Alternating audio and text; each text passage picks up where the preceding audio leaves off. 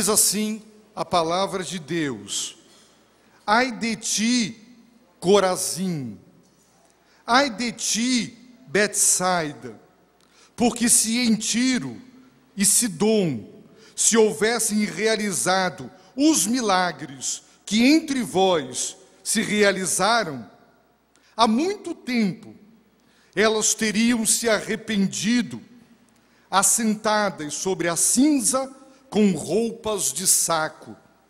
Por isso, no juízo haverá menos rigor para Tiro e Sidom do que para vós.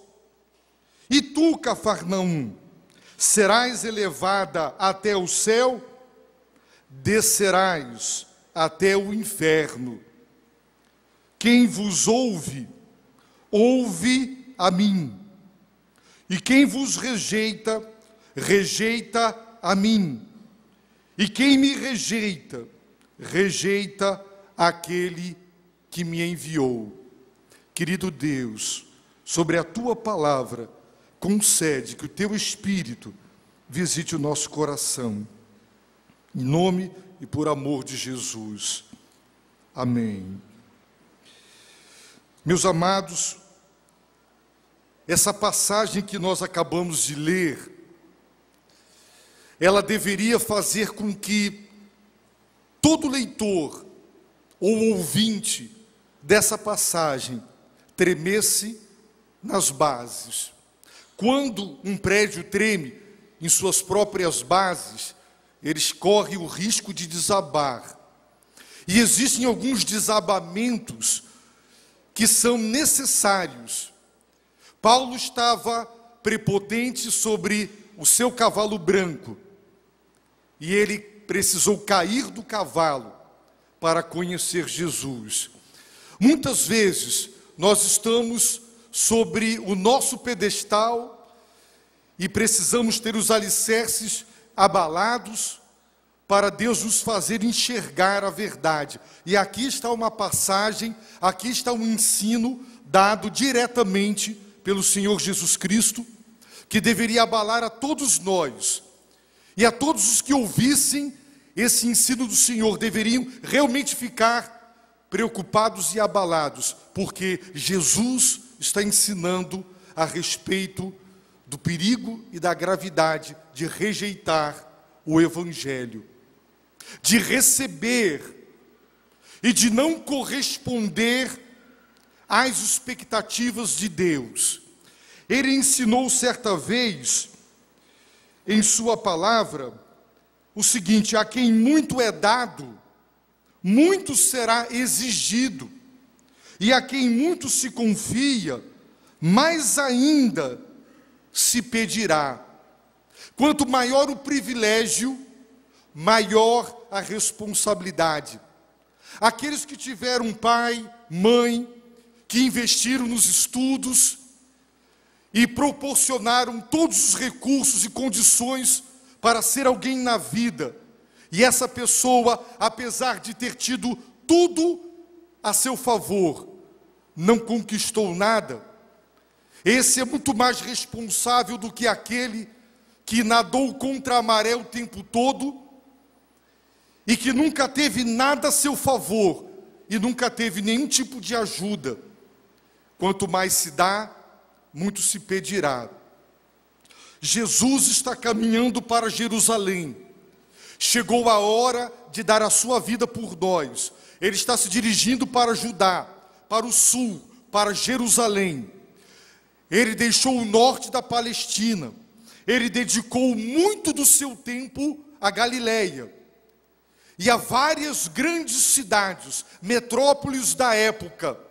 E agora ele envia 72 discípulos de par em par, de dois em dois, a todas as cidades que ele pretende visitar. Será que estas 72 cidades ou 36 cidades, sejam quantas forem, elas iriam reagir do mesmo modo que Cafarnaum, ou do mesmo modo do que Corazim e Betsaida, três grandes cidades da Galileia? cidades onde Jesus realizou a maior parte dos seus milagres e os seus maiores milagres. Os maiores e mais poderosos milagres operados por Jesus Cristo foram operados nessas 3 cidades. Não temos registro de operações do Senhor na cidade de Corazim, mas os evangelhos são sintéticos. O que eles nos apresentam é um suprassumo do ministério intenso de pregação e de operação do Senhor Jesus Cristo. Mas ele se dedicou a estas 3 grandes cidades. Mateus capítulo 9, verso 1, deixa claro que Jesus foi morar em Cafarnaum. Foi uma cidade que se tornou seu quartel-general, a maior cidade da Galileia, a mais importante, uma cidade estratégica. Dali, muitos seriam alcançados e enviados às outras cidades. Jesus dedica muito do seu tempo a estas 3 grandes metrópoles da época. E como foi que elas reagiram? Essas 3 mais abençoadas cidades da Galileia, como elas reagiram diante do amor e do poder e da compaixão de Jesus Cristo? Agora, os 72 estão se dirigindo para várias cidades onde ele pretende passar. Verso 1, depois disso, o Senhor designou outros 72 e enviou-os adiante de si, de 2 em 2, a todas as cidades e lugares aonde ele havia de ir. Essas cidades iriam se abrir para ele, ouvir a sua palavra, crer. Os discípulos foram enviados com a seguinte mensagem: o reino de Deus chegou, o rei, o esperado Messias, o Senhor ungido, a nossa esperança, a nossa consolação chegou, e nós estamos aqui para dizer que ele está chegando. Ele vai visitar vocês. Mas Jesus previu que alguma dessas cidades iriam rejeitar este anúncio e não iam querer a sua visita. E Jesus mandou sacudir o pó daquelas cidades. Tratem as cidades de judeus, o povo de Deus, como se fossem gentios, porque eles estão rejeitando a oportunidade da graça de Deus. Irmãos, como é que nós reagimos diante de Jesus Cristo? A quem muito se dá, muito se pedirá. Por isso Jesus está dizendo: ai de ti, Corazim, ai, coitada de ti, cidade de Corazim. Estaria Jesus dizendo: ai de ti, Manaus, ai de ti, Betsaida. Eram cidades que ficavam 1 a 2, 3 quilômetros uma da outra. Por que Jesus está dizendo ai, coitada de vocês? Por quê? E ele diz: se em Tiro e Sidom, que eram 2 cidades que não pertenciam à Palestina, ao povo de Deus, eram cidades de pagãos, de gentios, idólatras. Essas 2 cidades, se os irmãos lerem a profecia de Isaías, a profecia de Ezequiel e a profecia de Jeremias, encontrarão Deus, por intermédio dos profetas, julgando essas cidades por sua crueldade, por sua impiedade, por sua idolatria, por seu paganismo. Cidades idólatras, cidades pagãs, cidades imorais. E Jesus está dizendo: se nessas cidades de Tiro e de Sidom se houvessem realizado os milagres que entre vós se realizaram, estas 2 cidades imorais, idólatras e pagãs, elas teriam se arrependido. Se elas tivessem tido a mesma oportunidade que vocês tiveram, ó Betsaida e Corazim, 2 cidades onde eu revelei o meu amor, eu demonstrei o meu poder, eu manifestei a minha compaixão, eu operei sinais, eu operei maravilhas, eu operei milagres. São os sinais de que o rei está presente. São os sinais da presença do reino. Eles comprovam que o reino chegou, o rei está presente, ele é o Salvador. Se nessas cidades eles tivessem visto o que vocês viram, ouvido o que vocês ouviram, essas cidades pagãs, idólatras e ímpias, elas teriam se arrependido, sabe como? Assentadas sobre a cinza, com roupas de saco. No Antigo Testamento, e entre os povos semitas, a tristeza do coração, ela era externada da seguinte maneira: um homem está tão triste, ele se vestia de saco, ele botava a roupa mais pobre, a pior das roupas, e ele jogava areia e cinza de fogueiras. Hoje não se acende muita fogueira, naquele tempo não tinha energia elétrica, eles pegavam as cinzas das fogueiras e jogavam sobre si, ficavam todos sujos de cinza. Eles queriam que as pessoas vissem como eles estavam por dentro, olhando eles por fora. Olhem, eu estou exatamente assim por dentro, eu estou em trapos, eu estou vestindo uma roupa que é trapo, e eu estou desse jeito, por fora. Olhem como eu estou por dentro. Eu tinha uma amiga no seminário, uma jovem bonita, e às vezes ela ia super produzida, e ela recebia muitos elogios. E um dia, com lágrimas nos olhos, ela me disse: sempre que eu venho assim, é porque eu estou muito triste no coração. Ela queria disfarçar toda a tristeza da sua alma, vestindo-se muito bem e produzindo-se.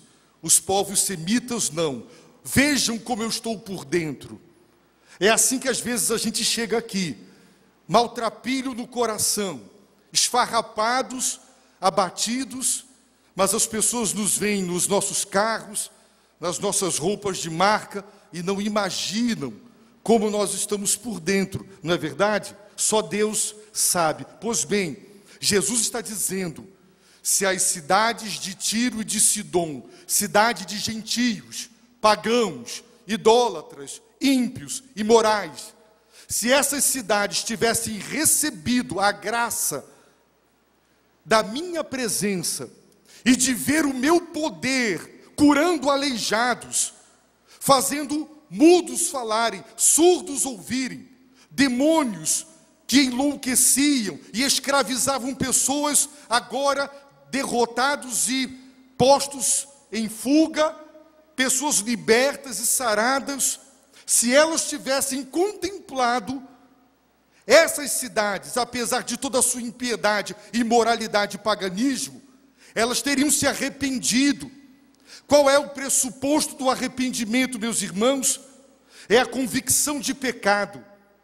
Arrependimento significa o reconhecimento: eu sou um pecador, eu transgrido os mandamentos de Deus, eu não tenho feito o que Deus recomenda, eu tenho deixado de fazer o que Deus recomenda, eu gosto do que Deus proíbe, eu proíbo o que Deus gosta. A minha vida é uma vida avessa, contrária, insubmissa a Deus. Tenho sido um idólatra, adorado a criação ao invés do Criador. Isso é pecado.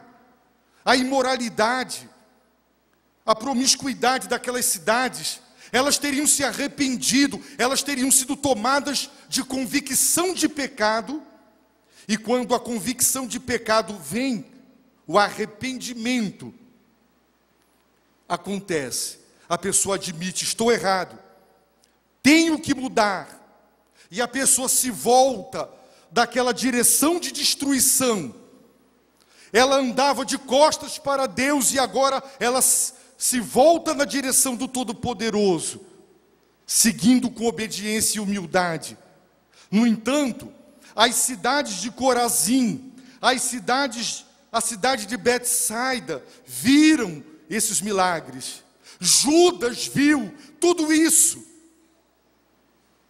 No entanto, eles não se arrependeram. Em primeiro lugar, isso nos ensina o propósito dos milagres. É preciso ter uma boa doutrina do papel e do propósito dos milagres. quando não se tem uma teologia dos milagres, eles podem ser explorados como hoje vemos, e eles podem ser usados hoje para extorquir as pessoas na sua dor, porque a enfermidade maltrata, exclui do mercado de trabalho, ela nos impede de uma vida plena, saudável. Só quem já experimentou a enfermidade, e quando nós, uma simples virose, nos põe na cama, nós temos a ideia do que é uma enfermidade. Imaginem as enfermidades crônicas. Pois bem, qual é o papel do milagre? Qual é o propósito? Eles são os fins ou eles são meios? Jesus veio para operá-los? Eram fins, eram os objetivos dele, os milagres? Ou Jesus usou os milagres para mostrar às pessoas quem ele era, quem eles eram, para que pudesse salvá-los eternamente? Jesus está dizendo: Betsaida e Corazim, todos os milagres que eu fiz entre vocês, o alvo era o arrependimento de vocês. O arrependimento significa: vocês reconhecerão quem são, pecadores, indignos de Deus. E vocês reconheceriam a minha santidade, a minha divindade. Então o papel do milagre é mostrar quem é Jesus, quem é o homem e por que nós precisamos dele e somente ele. Quando Jesus diz para Pedro e para os apóstolos, pescadores experientes, que haviam passado a noite toda pescando com fracasso, dizendo: volta para a parte mais profunda do lago, joga a rede do lado direito, não é do lado esquerdo, não é na frente, não é atrás. E eles pegaram uma grande quantidade de peixes. Pedro viu a majestade de Cristo. Aquele milagre revelou quem Jesus era e quem Pedro era. E sabe o que Pedro disse? Afasta-te de mim, Senhor, eu sou um pecador. Tu és santo, não ande com gente da minha laia, não ande com gente da minha categoria. Aquele milagre revelou a majestade, a glória, a santidade, quem era Jesus. E Pedro disse: eu não sou digno de andar contigo, eu não sou digno de tê-lo na minha companhia. O centurião disse: eu não sou digno de ir ao teu encontro, por isso mandei emissários. Também não sou digno de recebê-lo. Isso é convicção de pecado. E os milagres cumpriam esse papel. Milagre não é um fim. As igrejas que estão hoje fazendo do milagre um fim, elas estão levando as pessoas para o inferno, porque não mostra qual é o papel do milagre. Tem gente que está atrás do milagre, querendo milagre, recebendo milagre, sem Deus e sem salvação. Os milagres não são um fim. Jesus operava milagres para que as pessoas se arrependessem diante de quem ele era, o Deus santo, misericordioso e bom, e diante de quem eles eram, pecadores indignos. E Jesus está dizendo: ai, coitada da cidade de Corazim, coitada da cidade de Betsaida, coitada dessas cidades. Nelas eu operei sinais, prodígios e maravilhas, e eu esperei o arrependimento. O resultado que eu queria era arrependimento, não era dinheiro, não. Era arrependimento. E eles não se arrependeram. Mas eu, que sou Deus, sei que se na cidade ímpia, pagã, idólatra de Tiro de Sidom, eu tivesse feito esses mesmos milagres, eles teriam se arrependido. E teriam se arrependido nesse nível, assentados sobre a cinza com roupas de saco. Por isso, disse Jesus, no juízo haverá menos rigor para Tiro, haverá menos rigor para Sidom do que para vós. Ninguém falou mais do juízo final do que o próprio Jesus. O Jesus que a humanidade gosta é um homem com um rosto bem efeminado, é uma foto de um homem cuja mansidão só nos faz pensar que ele é amor. Continue no lamaçal do pecado, venha como você estiver e continue. É um Jesus que é amor, mas não é o amor de Deus. O Jesus bíblico foi quem mais falou sobre o juízo final. Eu desafio você a ler o Novo Testamento. Procure quem usou mais a palavra inferno e você se surpreenderá que ele bate os apóstolos em todas as cartas. Quem mais falou sobre o juízo final e sobre o inferno foi Jesus. Porque o inferno é verdadeiro. Haverá um juízo final. Todos compareceremos diante desse tribunal para sermos julgados. E haverá rigor nesse juízo. Deus é o justo juiz. Ele julga com justiça. Haverá rigor.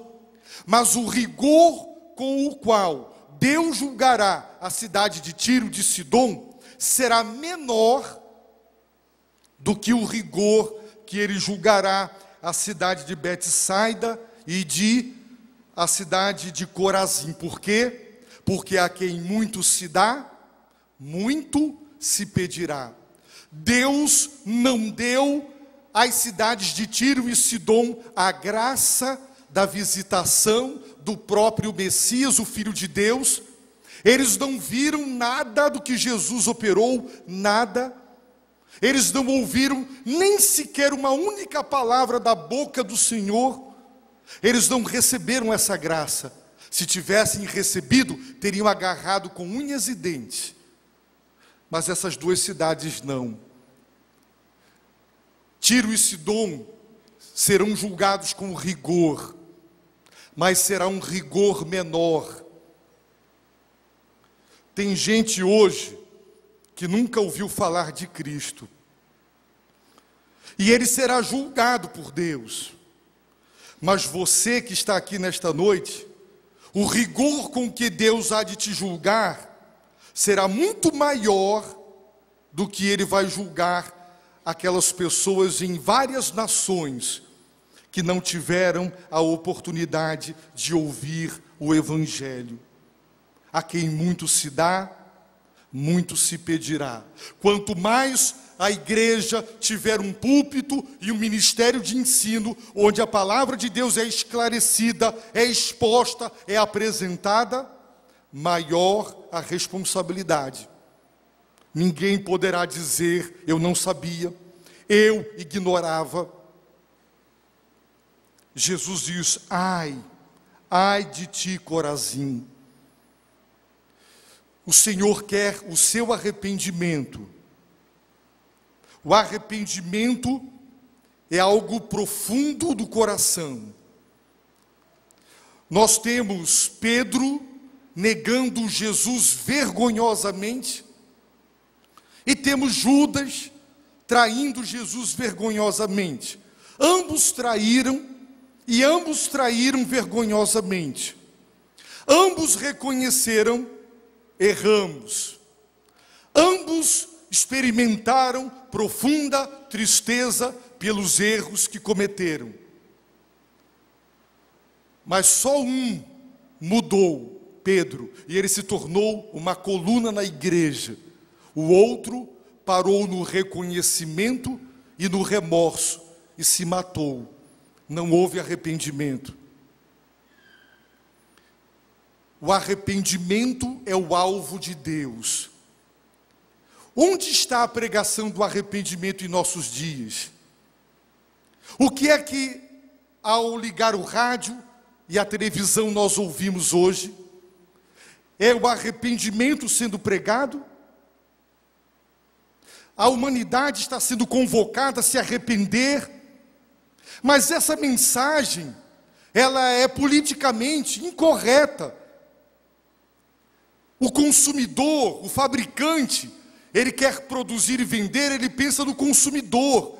O Evangelho que está sendo pregado aí é de acordo com o gosto do consumidor.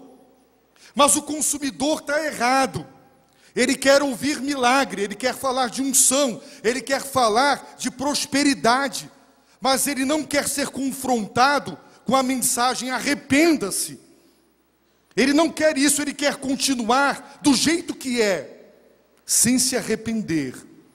Quer que Deus o aceite e o abençoe e o faça enriquecer e prosperar e ser uma pessoa saudável sem arrependimento. Eu quero continuar a ser desonesto nos negócios, eu quero continuar me divorciando, eu quero continuar adulterando, eu quero continuar mentindo, eu quero continuar sendo quem eu sou. Não quero arrependimento, porque o arrependimento é uma mensagem que nós detestamos quando alguém nos diz, você está errado. O orgulho do coração humano odeia a palavra, você está errado. Confronte uma pessoa, ela está errada, diga a ela a verdade.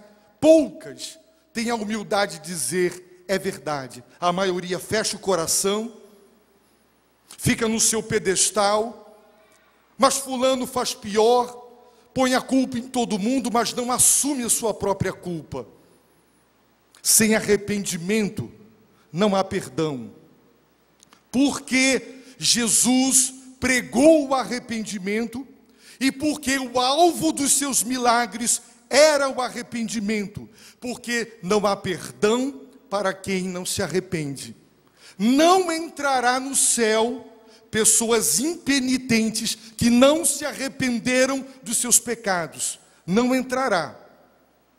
Se você deseja, após essa vida, ou se para você essa vida se esgota aqui, ok. Mas se você acha que há uma vida após essa vida, e Jesus disse que há, para entrar na bem-aventurança eterna, precisa ser perdoado. Para ser perdoado, precisa se arrepender.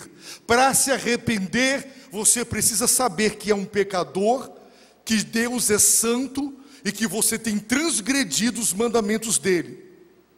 Você é digno da condenação divina, você não merece nada. Nossa sociedade tão jurídica, uma sociedade cada vez mais esclarecida, que o tempo todo diz, exija seus direitos, e as pessoas querem saber os meus direitos diante de Deus. E se você quer saber qual é o direito que você tem diante de Deus, o seu direito é condenação eterna. Se você pedir, Deus seja justo comigo e faça justiça, então é no inferno onde eu e você deveremos estar. Porque é isso o que um Deus santo e justo deve dar a pecadores que lhe dão as costas. Por isso nós temos que pedir misericórdia, compaixão. Jesus operou milagres. O propósito dos milagres era o arrependimento. Portanto, entendam, meus irmãos, que os milagres, na proporção e na qualidade que Jesus e os apóstolos realizaram, eles não acontecem mais hoje. Isso não significa que Deus hoje não opere milagres, mas que aquela quantidade e aquela qualidade de milagres tinham um propósito, levar as pessoas ao arrependimento para saberem quem é Jesus. Agora que nós já sabemos quem Ele é, e essa verdade está registrada na palavra de Deus, e o Evangelho anuncia quem Ele é, os milagres podem ou não acontecer. Necessariamente eles não precisam acontecer, porque o propósito é o arrependimento. E por isso Jesus disse em Lucas, lá no final de Lucas, olha o que Jesus, ele disse aos seus apóstolos após a ressurreição: são estas as palavras que vos falei, estando ainda convosco. Era necessário que se cumprisse tudo o que estava escrito sobre mim na lei de Moisés, nos profetas e nos salmos. Então lhes abriu o entendimento para compreenderem as Escrituras e disse-lhes: está escrito que o Cristo sofreria e ao terceiro dia ressuscitaria dentre os mortos, e que em seu nome se pregaria o arrependimento para perdão dos pecados a todas as nações. Pregar o arrependimento em nome de Jesus a todas as nações. Lucas 24, versículo 47. Irmãos, isso significa que Deus hoje não opera mais milagres? Não. Hoje Ele opera milagres, sim. Mas o propósito dos milagres está a serviço do arrependimento. O que Deus quer quando opera milagres é que as pessoas se arrependam, confessem seus pecados, sejam perdoadas para serem salvas. É isso o que Deus quer. Você pode receber um grande milagre. Esse milagre não levou você ao arrependimento. Você vai morrer com o milagre e vai para o inferno com o milagre de Deus na sua vida. 10 leprosos, 10 homens curados da lepra. Um único volta para agradecer. E Jesus pergunta: não foram 10 os abençoados? Cadê os 9? Só voltou um. A esse que voltou, a esse que adorou, a esse que glorificou, ele disse: vai, a tua fé, a lepra da tua alma agora está curada.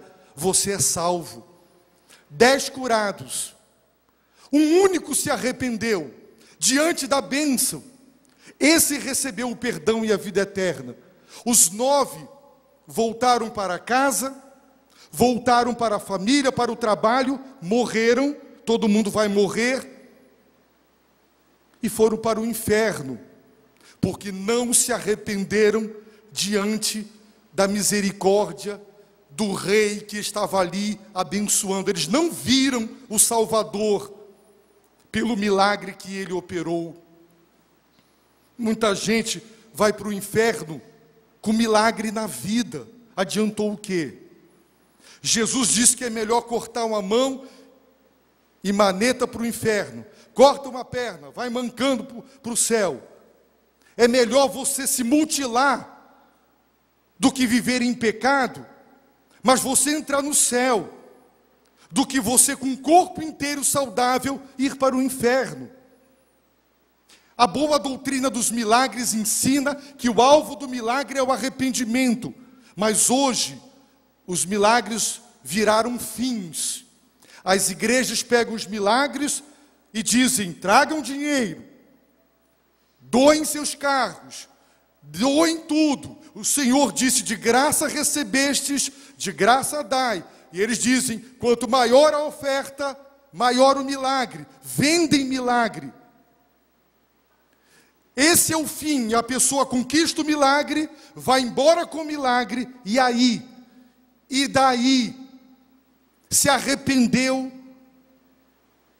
confessou seus pecados, tem certeza da vida eterna. Eu quero lhe perguntar: você tem certeza da vida eterna? Se você não tem, você pode ter tido muitos milagres na sua vida, não vale nada. Tudo o que eu tiver, tudo o que eu for, sem a certeza do perdão e da vida eterna, não vale nada. O que são 100 anos na terra, de saúde, prosperidade e riqueza, e uma eternidade longe da santa presença de Deus? O que adianta? Não adianta nada. Por isso Jesus está dizendo: ai, coitada da cidade de Corazim. Eles viram cegos enxergarem, mudos falarem, surdos ouvirem. Eu ressuscitei mortos. Eu fiz pessoas mortas reviverem na frente deles. Eles viram, mas não se arrependeram. Eles vibraram com os milagres, mas não se arrependeram, não foram salvos. Agora Jesus está indo para o sul. Ele está indo para Jerusalém. Antes de chegar lá, ele quer alcançar todas as cidades que estão na Judéia. Ele manda 72, pelo menos 36 cidades, se cada par de discípulos visitou uma.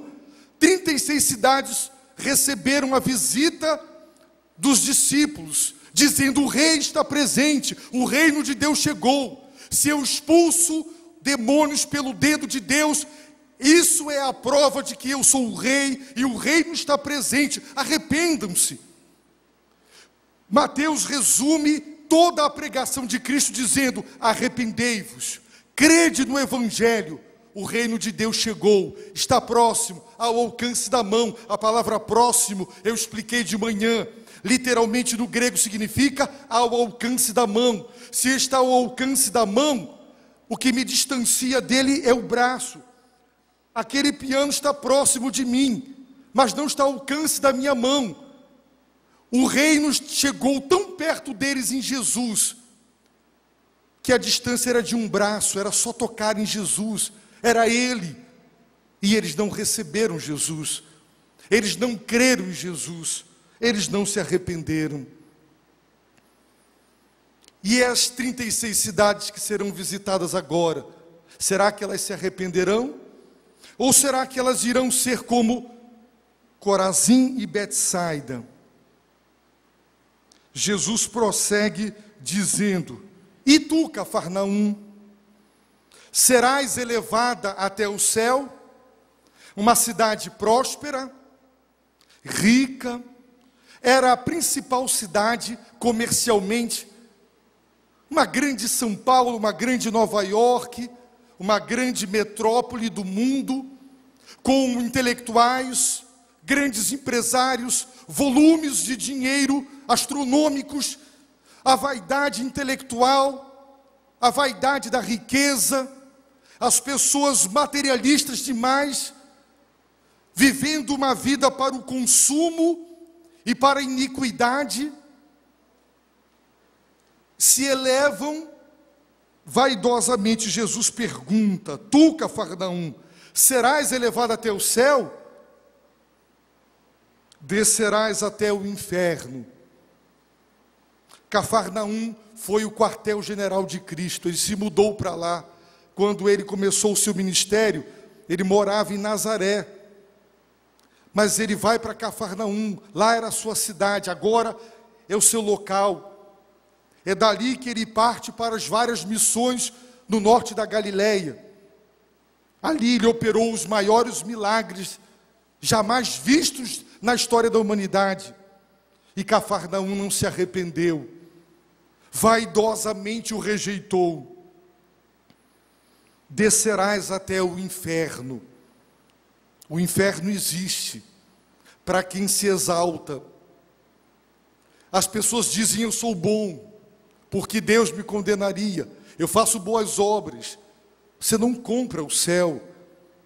Para entrar no céu com boas obras, tinham que ser obras perfeitas. Mas nós somos vaidosos. Nós damos com essa mão e essa mão está dizendo: olhem, eu estou dando. A vaidade está dentro do coração do homem.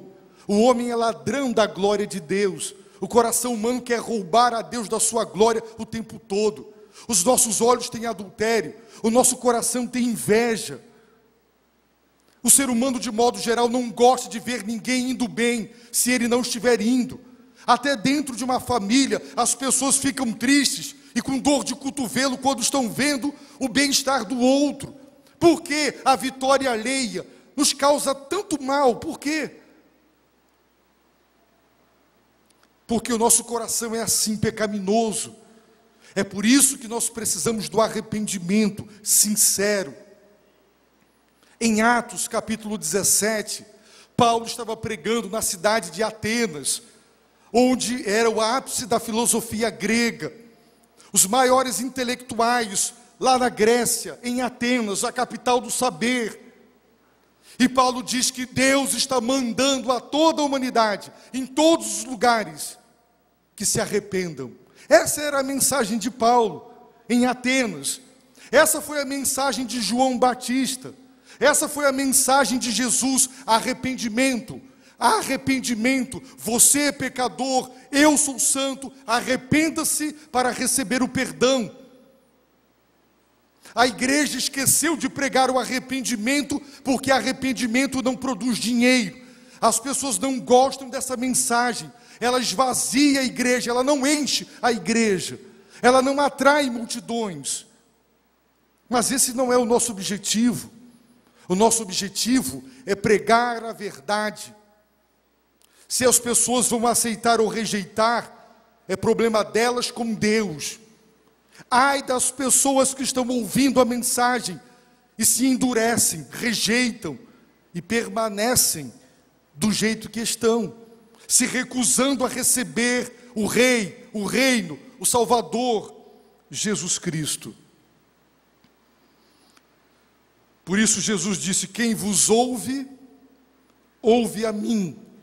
Vocês não estão ouvindo Jorge Max nessa noite, vocês estão ouvindo a Jesus Cristo, porque eu estou pregando a palavra dele. Quando uma pessoa fala para você do Evangelho e é fiel no transmitir a mensagem, foi Jesus quem falou com você. Quem vos ouve, ouve a mim. Quando Saul pensou que estava apenas deixando de ouvir um velho caduca, Samuel, Deus disse: Saul, você não me ouviu. Quando disseram para Gideão o que disseram, Gideão ficou triste. Deus disse: é comigo, não é contigo. Quando Moisés e Arão reclamaram das críticas do povo, todos os líderes são apedrejados sempre. Meus irmãos, só um líder tolo, infantil, é que não sabe que é criticado, que é alvo da hipocrisia das pessoas. Só um líder muito bobo, muito infantil, é que não sabe. Irmãos, Deus disse: não é com você, Samuel, não é com você, Gideão, não é com você, Moisés, nem Arão, é comigo. Quando a gente prega a palavra de Deus e as pessoas não gostam do que estão ouvindo, não estão gostando do que Jorge Max diz. Jorge Max não é nada, mas se Jorge Max estiver pregando a palavra de Deus, deixar de ouvir é deixar de ouvir a Deus. Qualquer pessoa, a mais simples, se ela tiver o Evangelho nos lábios, quem não ouve aquela pessoa não está ouvindo a Deus. Jesus disse: quem vos ouve, ouve a mim. Quem vos rejeita, rejeita a mim. E quem me rejeita, rejeita aquele que me enviou. Ele enviou 70 para em seu nome pregar. Quem ouvir os enviados, ouve o enviado. Jesus é o enviado de Deus. Deus o enviou à terra. Ele é o apóstolo Jesus Cristo. Hebreus capítulo 3. Ele é o apóstolo, é o enviado de Deus à terra. Ele trouxe a mensagem do Evangelho, ele pregou, ele operou milagres para que as pessoas se arrependessem. Mas as pessoas não se arrependeram. E ele diz: ai, ai, o juízo virá. E quem rejeitou o Evangelho do reino de Deus não subirá, não será elevado até o céu, descerá até o inferno. Você tem dado ouvidos ao Evangelho? Você rejeita o Evangelho? Você aceita o Evangelho? Você crê no que Jesus diz? Você está percebendo o perigo de não ouvir Jesus Cristo?